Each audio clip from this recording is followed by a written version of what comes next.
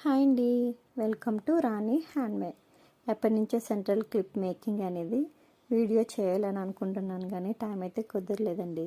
ఇప్పుడు central clip making అనేది మీకు చేసి చూపిస్తాను.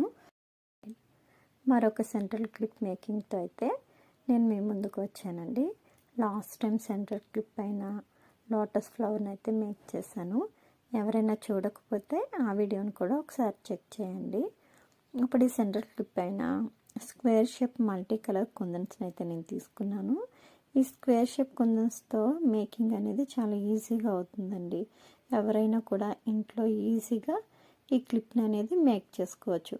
దగ్గరగా ఒక 30-35 కుందన్స్ అయితే పడ్డాయి.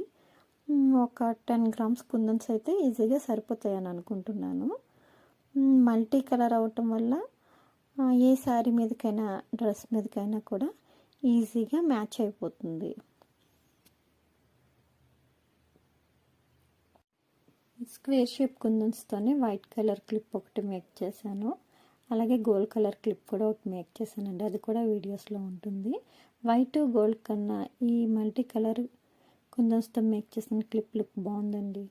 ఎవరైనా ఈజీగా ఇంట్లోనే మేక్ చేసుకోవచ్చు. ఇలా ఉంటుంది. చూసారు కదండి ఎలా ఉంది సెంట్రల్ క్లిప్ అనేది ఎలా ఉందో. మీరు నా కామెంట్ సెక్షన్లో కామెంట్ చేయండి. అంతేకాకుండా ఈ క్లిప్కి ఎంత చార్జ్ చేయొచ్చు అనేది కూడా మీరు నా కామెంట్ సెక్షన్లో కామెంట్ చేయండి. నచ్చితే like, share and subscribe. Thank you.